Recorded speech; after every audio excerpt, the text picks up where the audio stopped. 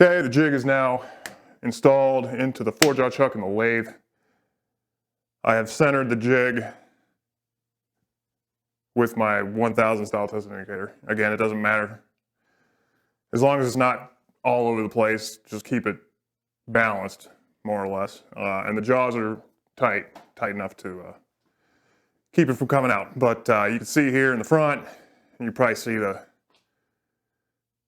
whole bar is moving around there. Well, maybe you can't. I don't know.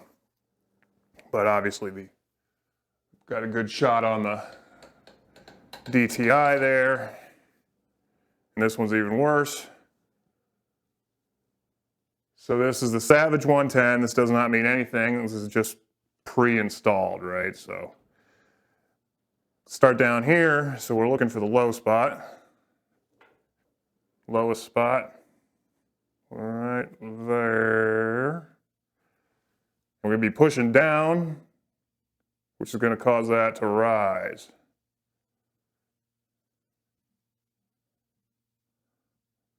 About half the distance. And go to the other low spot. Same thing. Pretty sure you can see.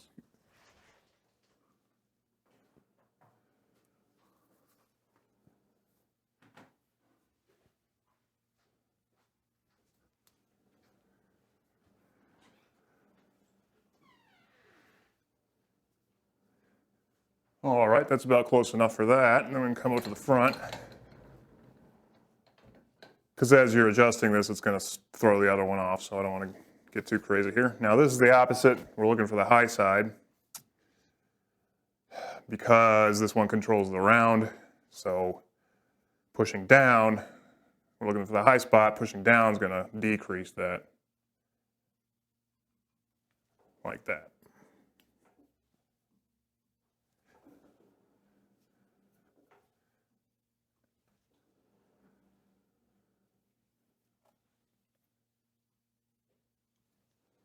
Okay, back out.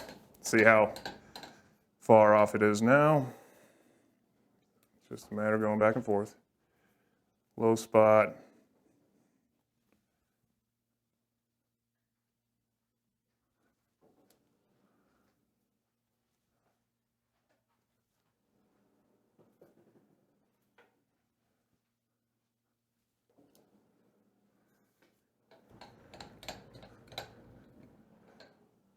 High spot. So now we're getting closer. It's less. Katie wants.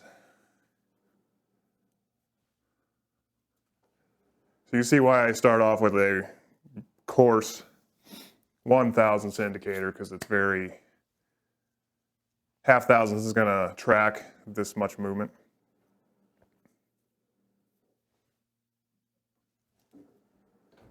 Back to the outside. Just getting things roughed in.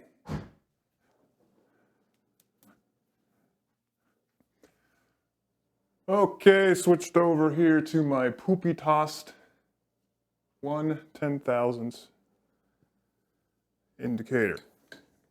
And you see we're pretty close up front and pretty not close way back here.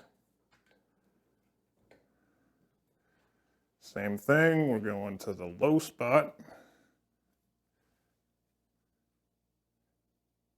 And you can see it's a lot more sensitive.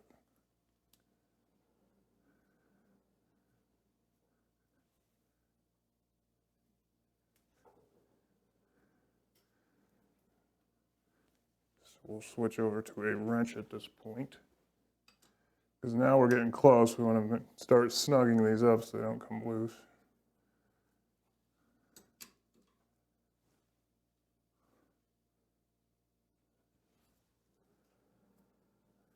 So, for those of you that may not know, this is a 1/10,000. So each little hash mark there is literally 1/10,000. And then the large numbers, the 10, 20, 30, that's 1,000. So in between there is the tenths. So that's what we're reading here. So for instance, this right here, that off, this right here, the run out is 5 10,000ths or 1/2 of a thousandth, if that makes sense. So we're getting very close, as you can see, especially 6 inches out from well, I guess that'd be actually 12 inches out from the back there. So that's pretty dang good. Do a few more minor tweaks here and then move to the front.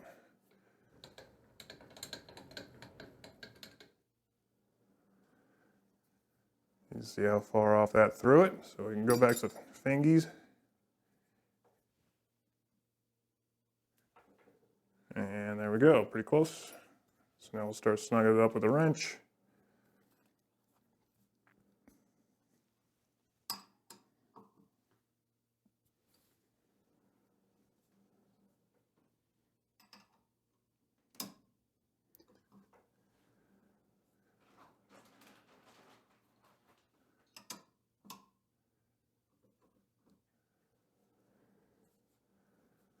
Okay, got everything aligned perfectly, more or less. But anyway, as you can see, we have almost 0 run out. There's going to be a little bit. You got to think this is an extremely sensitive indicator. We have a ground mandrel that's been used hundreds of times. I haven't dropped it or abused it, but if you see a little flicker of the needle, there are variables going on here, the machine, the spindle, the bearings, anything. But I'll traverse the mandrel here, and you'll see a little variation, obviously, but now in the back, does the back need a little adjustment? So we'll get that. I'm glad that happened because now I can show you I'm not doing any trickery here.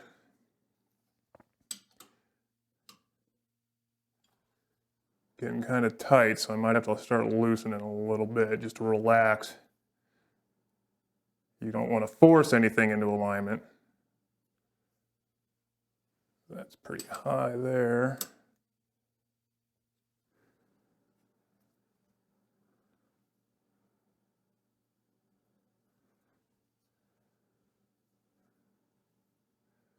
So inevitably that front end is going to be off just a slight hair, so we'll have to adjust that as well. But this is good. This gives me one last chance to go around, make sure all the screws are tight. I want to make sure these set screws are, I don't want to say tight in terms of like super, torquey tight, just it's kind of a balance. It's a delicate balance from being too tight where you're forcing things or smashing things, and then too loose where the second you start cutting, it's going to slip out.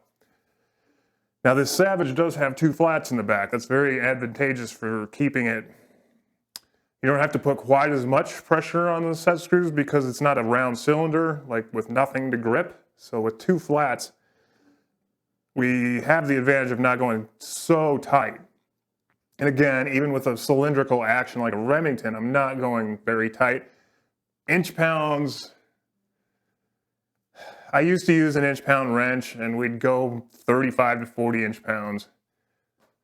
It's really, it takes freaking forever because over the years, I've trusted the feel more than a torque wrench. More in a nutshell. You can feel it, at least I can feel it. Kind of that little balance between too tight and not tight enough. This is a little bit of an erratic reading. So you're still in frame and still in focus. So it's kind of hard to pinpoint the low, but there's pretty clearly the low spot. Just a tiny adjustment. Okay, here we go. So even though that needle moved a little bit there, it's not swinging where it would be showing me run out. This is just showing me some So yeah, we're within 1/10 the thousandth, if not completely zero run out there at the end. Let's come back in. And then note that you can see how the mandrel is actually dipping from gravity there by a few tenths. It's not like it's off because we're still 1/10 to zero run out up here up front too. But you can see how that just gravity's pulling it down, what, 2/10, 2 or 3/10?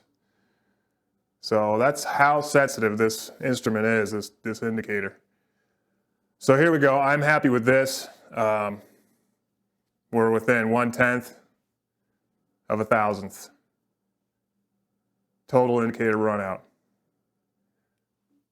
And so even if it's like half, so that means it's a quarter, like a millionth per side.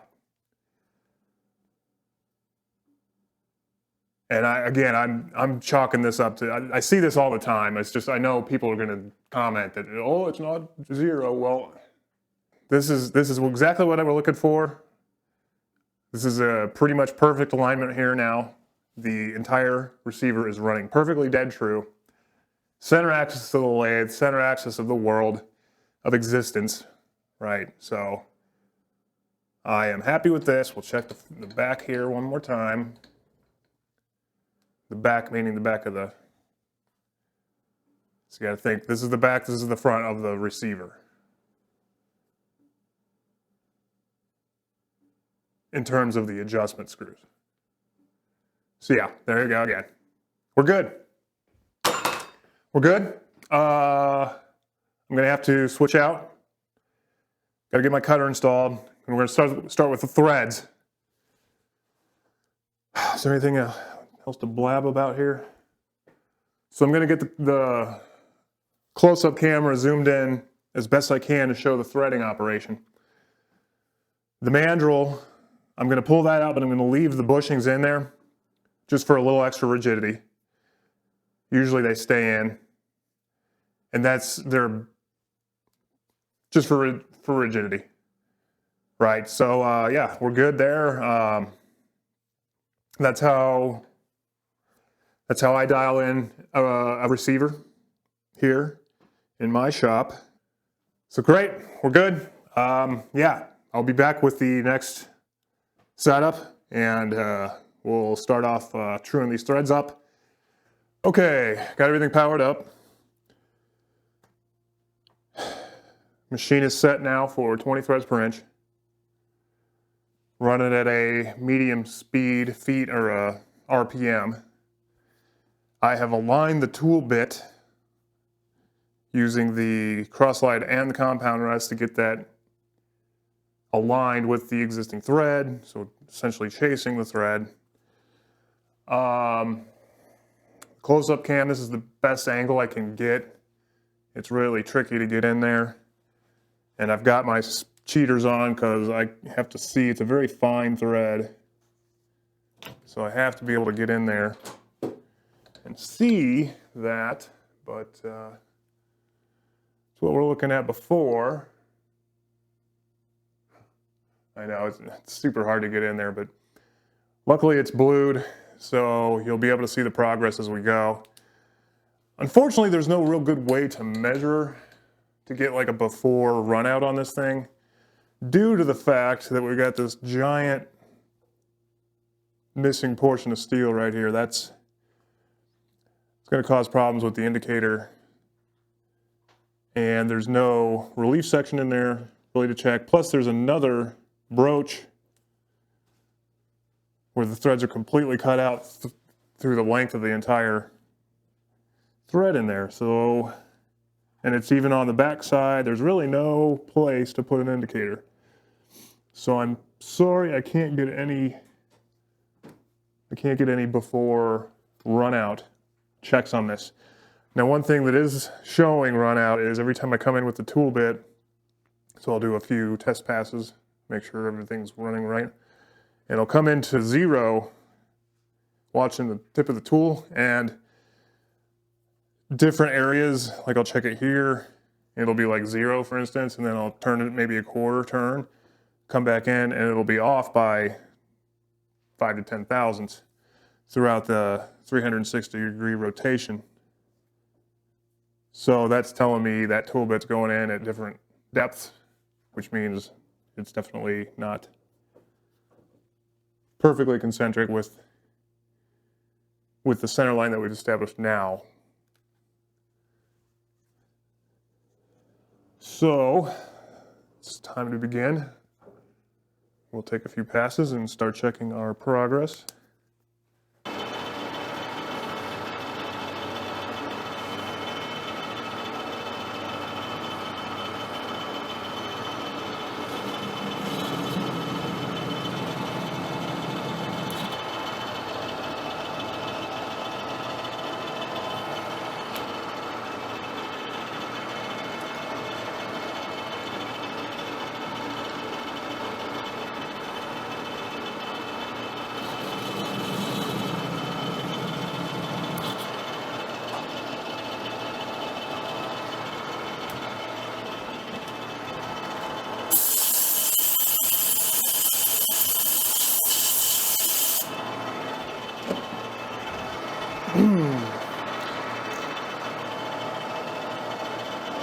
I'm slowly feeding in. I'm still 25 thousandths off of my zero. I come in carefully and slowly, mainly because there's a thicker chunk of steel behind the threads. That's why you're hearing that wah, wah, wah, wah. It's like rubbing the wall. So I don't want to gouge into that too much. But I'm still 25 thousandths off. It's tracking perfectly, but I haven't started cutting any of the threads yet. So I'm going to go in. Let's go 20 thousandths off. We should start lifting the chip here pretty soon. So right there, there's that little section behind there. So I'm going to go ahead and relieve that.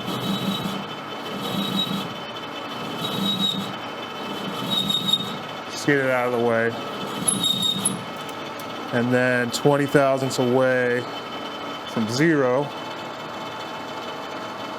Engage. And still nothing. That's good.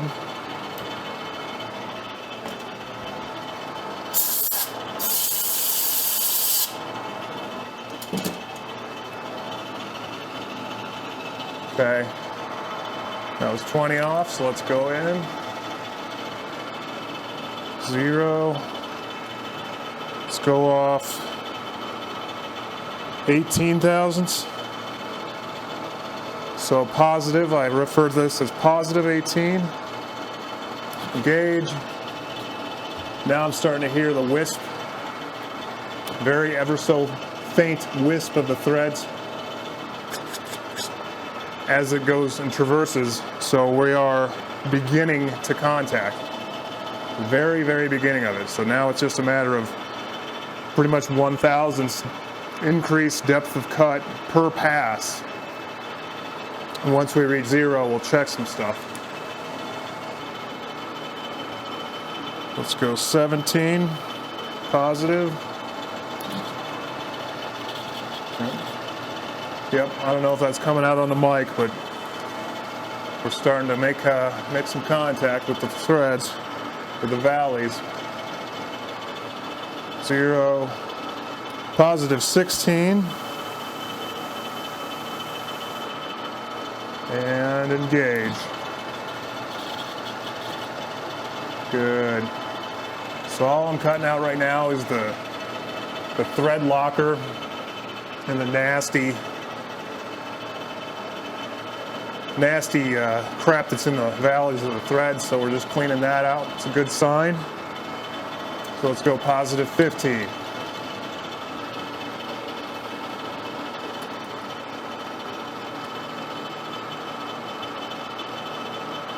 Positive 15.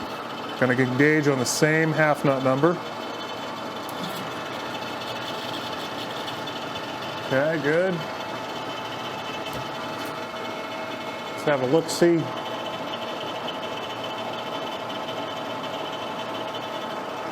Stop the machine. Have a look-see here. See if we can see where we're starting to cut.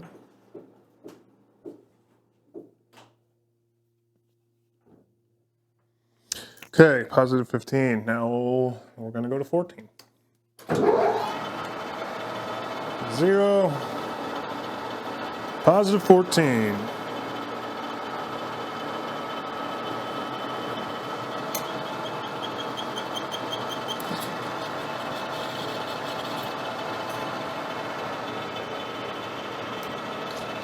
Okay,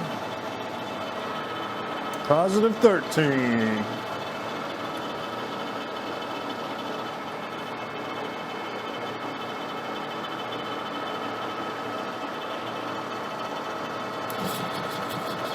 Okay, there's some things going on now.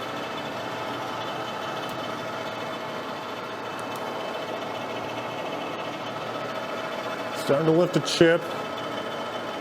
It is just the very front end, or the back end in this case, of that thread where I've cut that relief in there for the majority of it. So that was 13. Positive 12.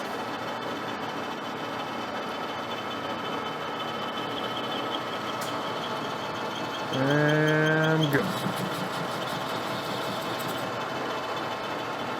Good. Positive 11.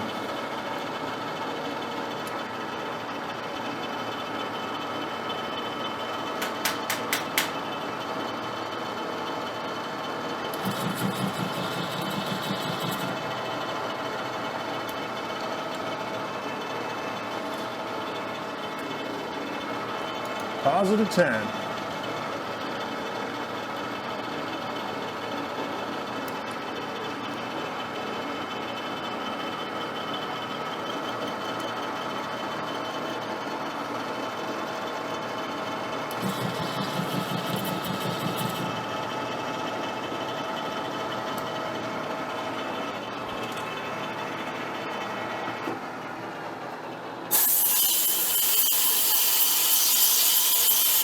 See how we're doing here.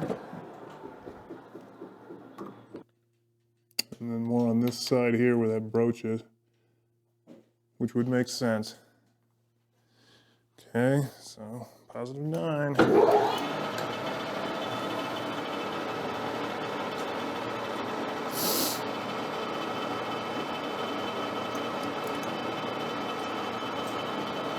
On the 4.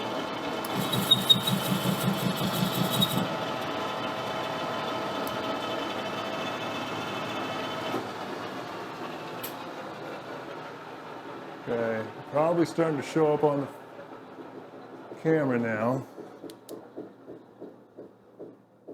You can start to see right about there where we're starting to clean up. So I'm going to stick some oil in there this time. Tools are getting kind of angry at me.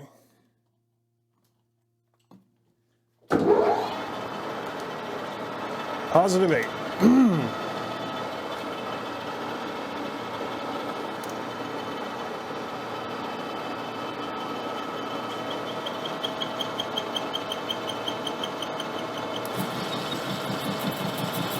That's a happier tool.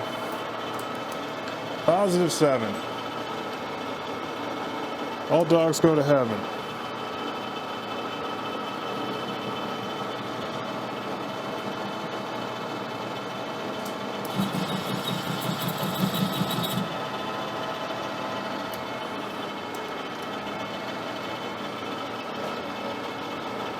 Positive 6. Don't be playing tricks.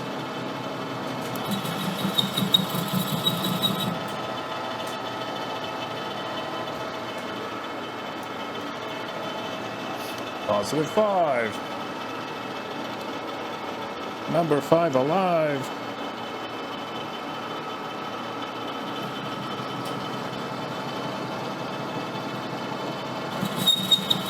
Oh, she's screaming.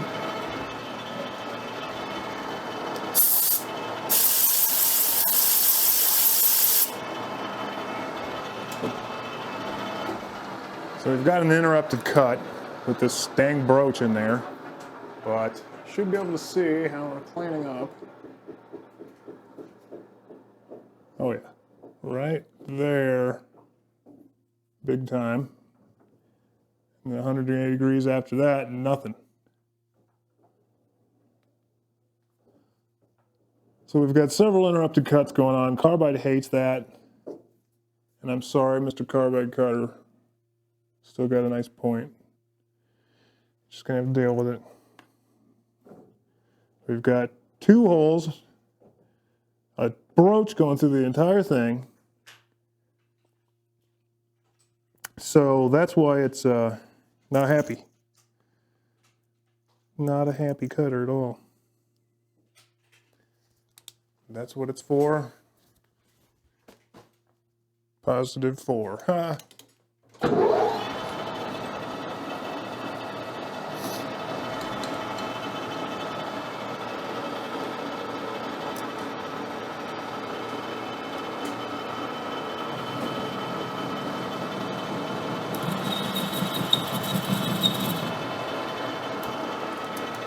+3.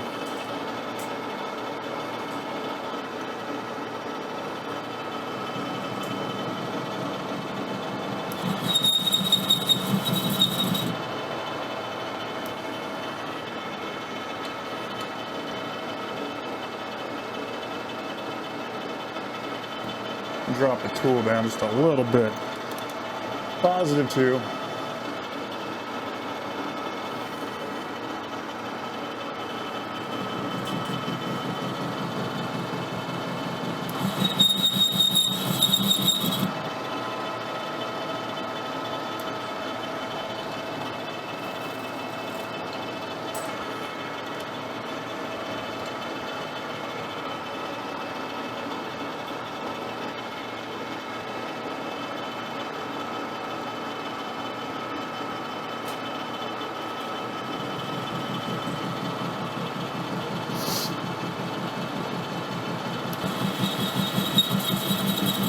That's better. That's a better. Let's see what we got. Get my fat head out of the way. Oh yeah. So I hope you can see that. I hope that's coming out. Okay, I got the camera zoomed in real good. So now I think you can see the cleanup progression. And it's very interesting how just that middle section right there has yet to be right there cleaned up. That's how these actions are. We left off at +2, so looks like pretty much 0 is going to get us right in the ballpark of being done. So I guess we'll leave that one zoomed in like it is.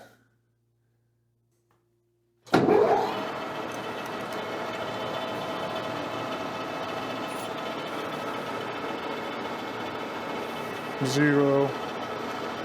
+2.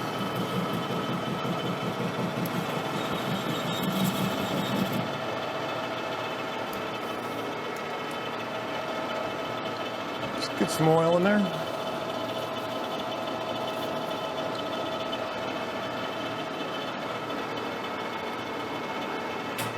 +1.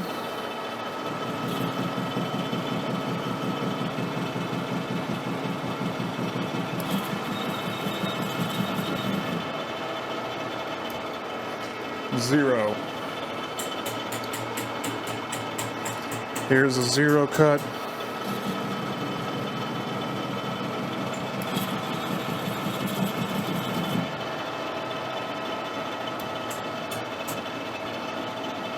Let's go -1.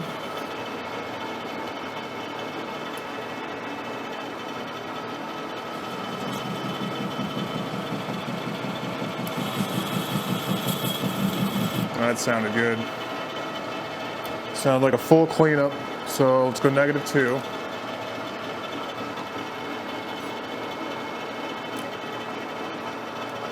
-2.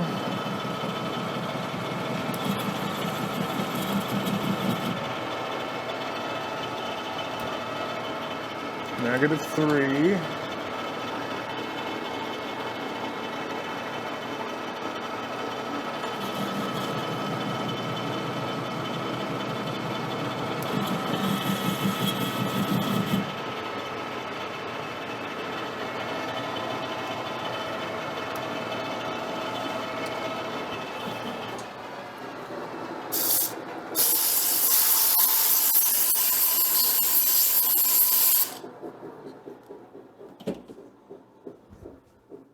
Nice and shiny in there.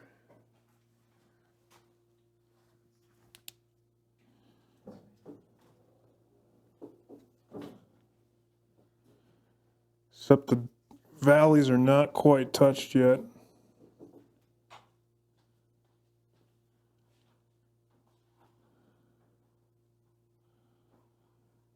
Tip of the tool still looks good.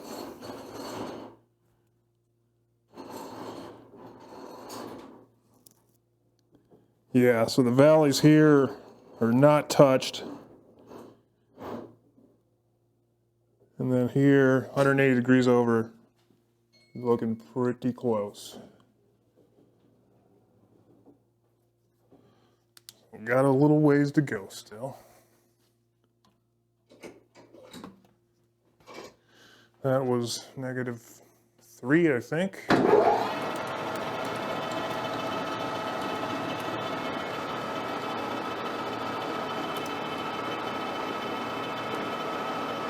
-4.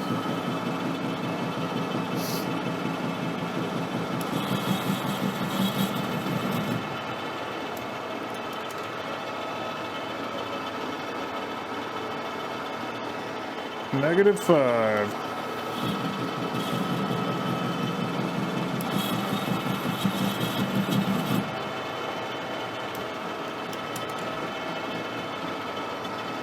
And -6.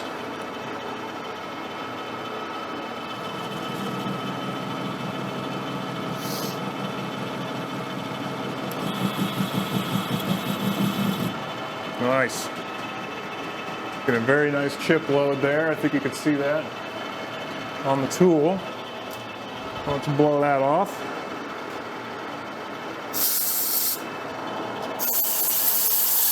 -6, let's keep going.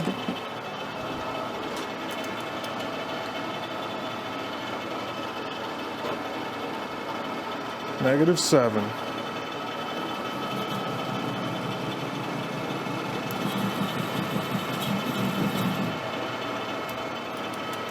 -8.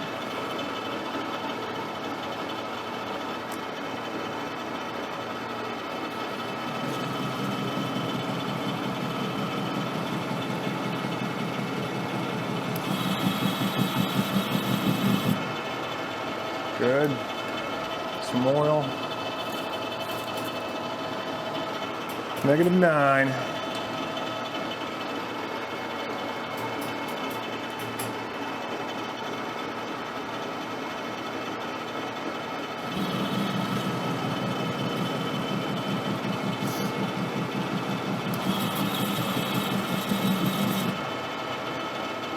And -10.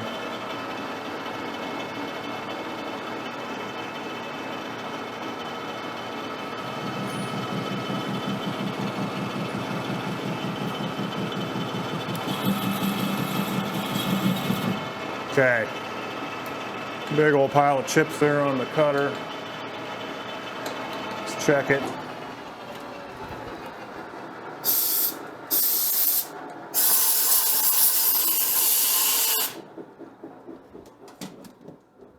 Cleaning up nicely. Okay, let's do a cleanup at -10.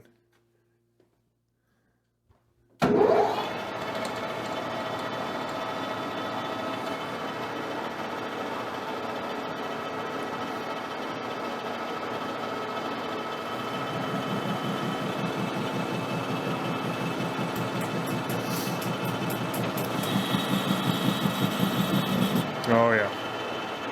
So that was no additional infeed, but we certainly took a cut that time. Let's do another cleanup at that -10.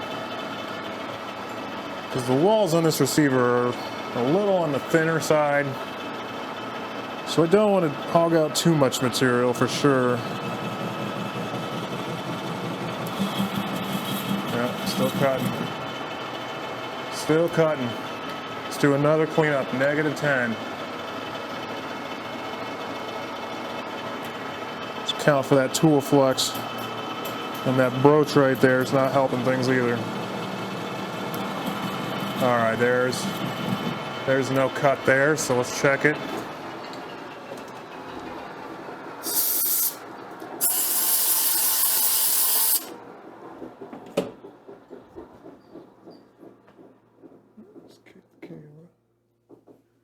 Okay. Yep, that's looking good there.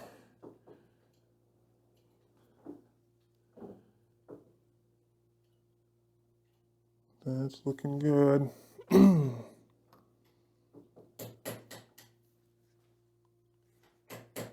So.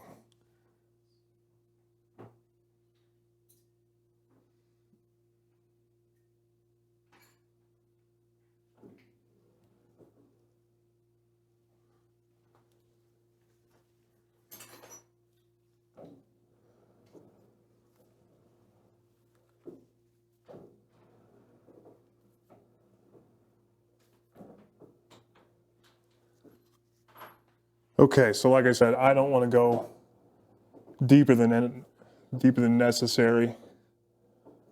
It's a little bit thinner receiver than the rest of them are, but these threads are perfectly trued up now, so I'm happy with that.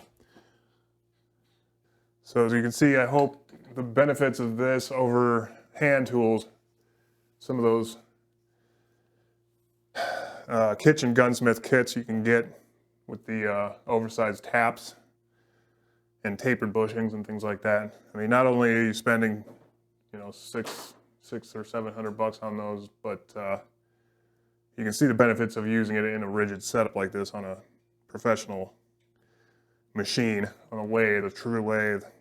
Nothing's moving. Big beefy cutter, heavy duty stuff, a lot of weight here. You can see from the surface finish, it's excellent. It's very shiny. There's no chatter or anything going on there.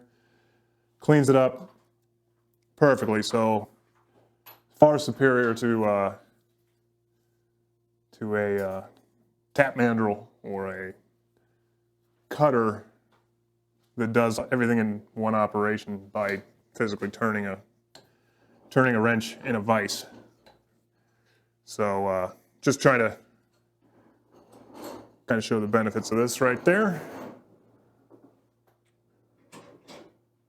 So anyway, let's I'm going to pause this stuff and we'll get you in there for the lug abutments in the back. All right, I've got the boring bar installed in my tool post holder, in the tool holder, and I'm about to true up the lug abutments in the back of the receiver. Before I do that, I'm going to do the crests of the threads. So since we have a new, deeper valley of the thread, I just want to make sure the crests are not sharp points. Just flatten those out and true the tops up.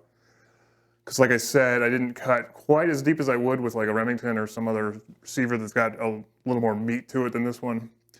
I was just concerned on cleaning up the threads enough for the purpose of doing the blueprinting, and not so much that we get into the danger zone with getting too thin on that. I did measure everything, and there's plenty of material there to hold everything, but again, we're just to be a little bit on the more precaution side. Anytime I do these newer Savages, that's usually the case. They cut corners so much now. They don't use as thick of steel, and they put a bunch of crap in there, like the broach cuts and stuff like that. But anyway, the one thing you're going to hear is a little bit of rattling. The bushing came loose. Didn't really come loose, but I had to push it forward. Had to push it forward to gain access to the lug abutments because that bushing was protruding into the, basically into where I needed to be working. So that had to be pushed back, and now it's just going to be, you're going to hear a little bit of a rattle when this thing turns like that. That's all it is. No, nothing to be alarmed. So, lug abutments on a Savage, let's just talk about that real quick, right? Because I'm going to, people that leave nasty, rude comments never watch the video, so they're not going to see this part, but just so you that are actually interested in this understand what's going on. You may come across these comments, but watch the video in full. So what's going on with the Savage? It's got a floating bolt head. So really, to true up the bolt lug or the lug abutments really isn't necessary on a Savage. It's arguable as to whether or not it is. I feel like we're already here. Let's just do it. Lug abutments only need a few thousandths, no matter what. I mean, I've never really seen a receiver out more than 5, 6 thousandths. I don't know. That's probably on the severe side of things, but yeah, I've never had to clean up those very much. So even though the bolt head's floating, again, we're here. We might as well get those things squared up, trued up, just like we're doing with the threads in the face. I mean, it takes a couple extra minutes, so honestly, why not? No harm on that. We're not going to true up the bolt lugs, the bolt itself lugs, because it is a separate floating head, and there's not a real good way to hold that thing. So the bolt work's going to be pretty minimal on this job. But we will lap them in, just like we do under trigger pressure, like any other blueprinting job. So anyway, I've got everything pre-set up. Obviously haven't touched the jig or the receiver. Hasn't moved. All I did was change up tooling and kind of rearrange a few things. Obviously the camera is now looking in, so another view of those beautifully cleaned up threads. Just look at that nice shiny steel there. So that went well. This will take a couple minutes. The longest part is getting set up and all that. So my head's going to get in the way a few times here, so pardon me. But let's get in and touch off. We'll just go ahead and do the lug abutments since I'm basically set up for those anyway. So let's back off just a touch, make sure I got clearance, and I do. I'm going to change the speed. We're going to rev the machine up to faster RPM. Don't need power feed. I'm going to use my ARO to monitor my travel. It's a little more precise than looking at the graduated dials on the hand wheels. All right. Let's go 4 thousandths above 0.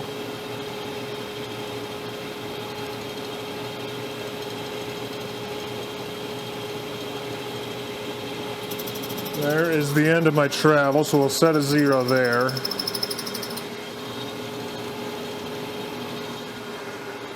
Make sure I'm turning the right way. Let's go 2 thousandths positive, because the lug I touched off on may be the high one or the low one, but nothing yet. Nothing yet. So let's go to 0.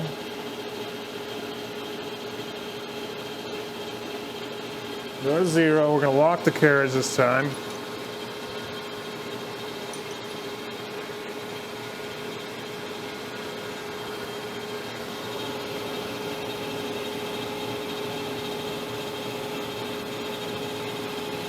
Okay, we're contacting.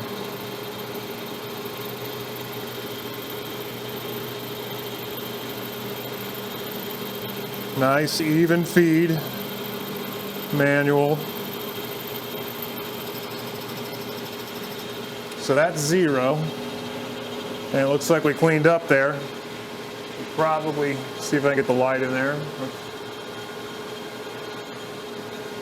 Not really.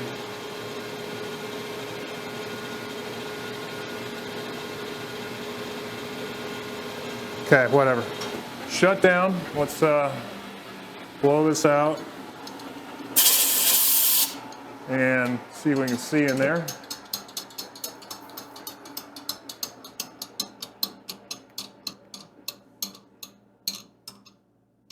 Oh yeah.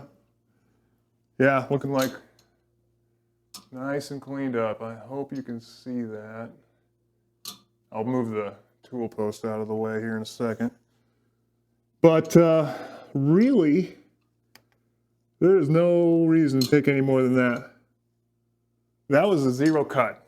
So essentially, I mean, obviously we cut something, but it's telling me both those lugs were pretty much already squared up. So let's just quit while we're ahead on that. So let's see if we can see better in there now. Shine the light, yep. There you go. How's that? How's that look like? Pretty cool, huh? So one more time in case that was out of focus, but there you go. Look at that. Isn't that nice? Single point. We're not using a piloted mandrel cutter in a vise, turning by hand. I mean, just think, my argument has always been, when you're cutting that, the reamer, essentially it's a reamer, and I'm talking about the cutter or reamer that cuts the outside diameter of the threads, or the crest of the threads. It cuts the face, and then you're cutting the face back and back and back until you start cutting the lug abutments, which we did right here. Well, the reamer has several cutting teeth. I don't know how many, we'll say 5 or 6. Normally, reamers are cut in that fashion. But, right, so you're cutting by turning essentially a tap handle or a wrench or something to turn the entire reamer while your receiver's held, smashed into a vise, you know, 2 vise jaws, smashing it in, so you're oblonging the receiver for one thing, potentially, by a little bit. I mean, you got to grip it hard enough that it doesn't spin on you, right? So you're smushing that in, making it oblong. You're forcing this big old cutter in there, cutting 2 or 3 surfaces all at once. And what happens when you stop, right? So you're cutting and you stop. You can't just, I suppose if you're really good, you could cut and like try to pull out at the same time, but at the same time, it's still going to leave a tiny, fine little lip where that cutter stops cutting and then pulls out. There's really no way to avoid that on any of these surfaces. Single point cutting doesn't do that, right? You know it's a perfectly square. There's no abrupt stopping of the cut. Smooth cut, feed out, do a little bit of a cleanup, and then still spinning as the tool leaves the cut. Far superior, far, far superior. So, okay, I'll get off my soapbox now. Last thing to do in this setup here is going to be truing up the tops of the threads. So we're just going to go in there and just wisp a few thousandths off the tops of the threads under power feed, slow feed. High RPMs, shallow depth of cut, slow feed rate, and with my tool post holder in the correct orientation.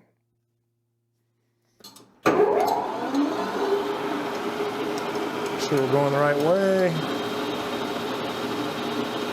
Then we're going to come in and just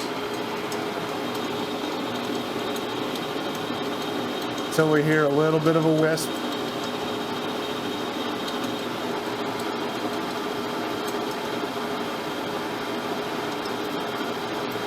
right there. And we're gonna go. And just barely wisp the tops of these threads off to 0.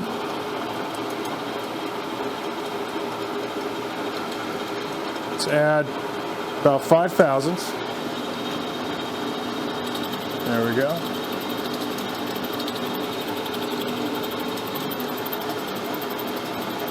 Just cutting the tops off.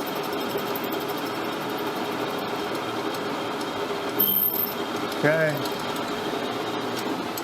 Let's have a look-see. Very, very small amount of material.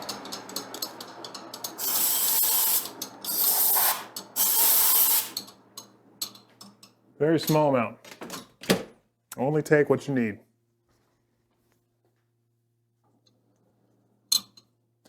Let me get my cheaters out so I can see.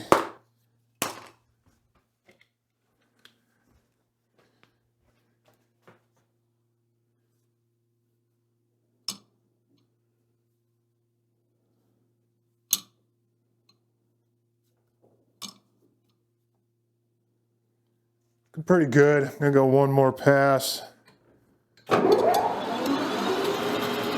Couple thousandths.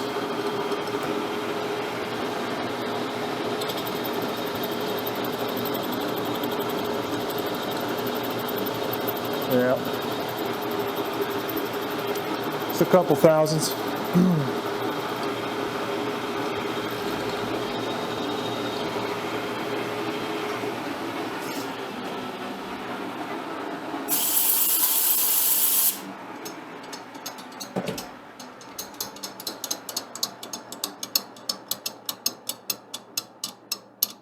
Okay, that's looking nice.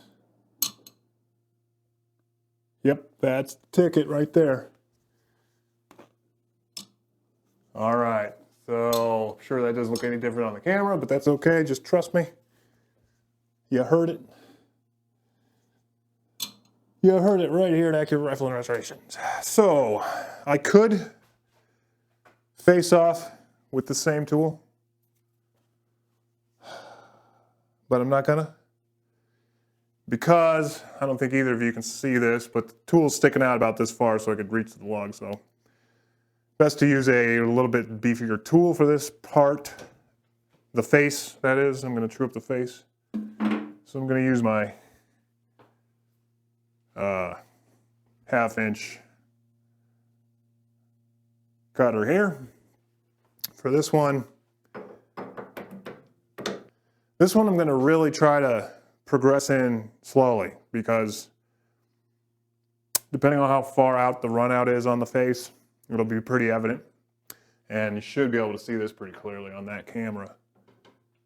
So 10 thousandths off, nothing. Let's go 5. Nothing. Let's go 3. 3 thousandths off, 0.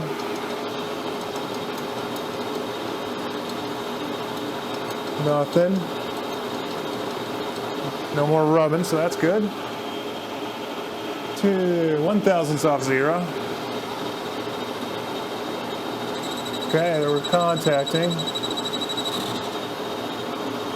And we just hit the very outside. Let's look at this. See what this looks like.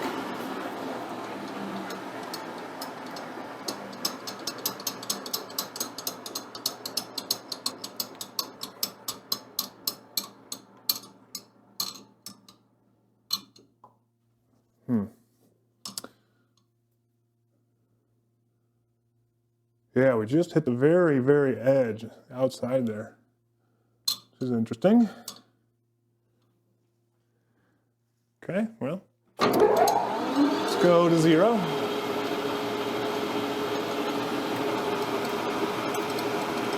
Lock the carriage. This is still locked.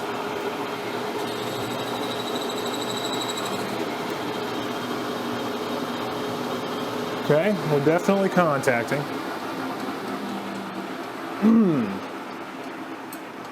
Definitely contacting here. Okay, there I think you can see the little wisp, wisp, wisp of what's been cut.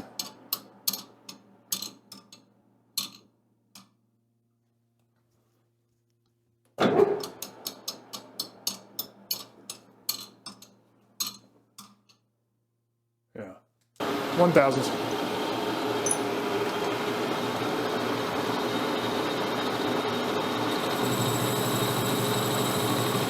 All right. Well, there's pretty much a full cleanup. Let's go one more for good measure, but that was not out very much at all. So this will be a total of 2,000s cleanup.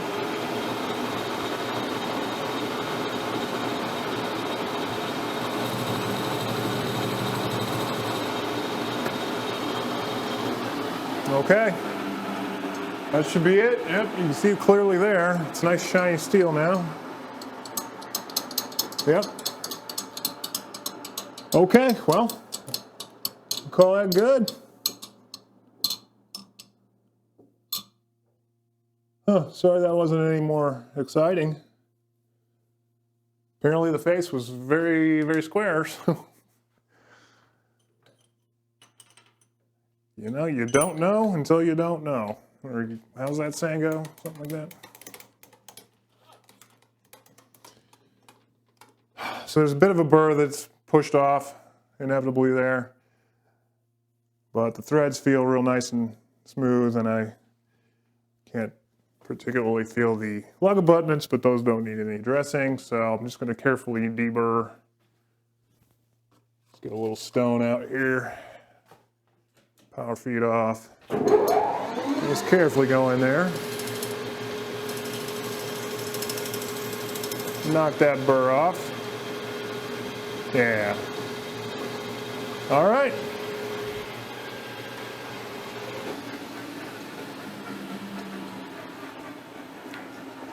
Cool. Looks like we got that all captured real nice. And we're getting close to our limit on the time here, so we're going to have to wrap this up. Receiver is now blueprinted completely and properly. I'm not going to repeat what I just said before this operation, but as you can see, it's all been trued up properly and minimally. We only took a few thousandths off of the face and the lug abutments. Threads were -10, so approximately we started cleaning up around 10. We were barely hitting anything, I think it was. So 20, let's call it 20,000s, 15 to 20,000s on the threads. Not too bad. Clearly those were the worst in terms of being out of alignment with the center line.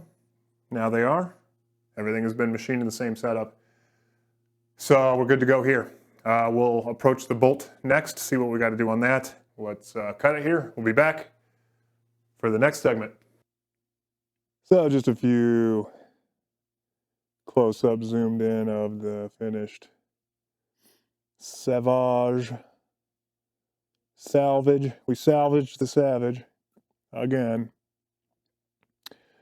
You see the threads are everything just turned out super nice. Mirror finish on all the surfaces. Abutments in the back. There's the backside. You can see that through there. So that's all cleaned up on both sides, like you can see. Those sides and those sides. So yeah, just wanted to get a nice shot of that before we carry on to the next operation.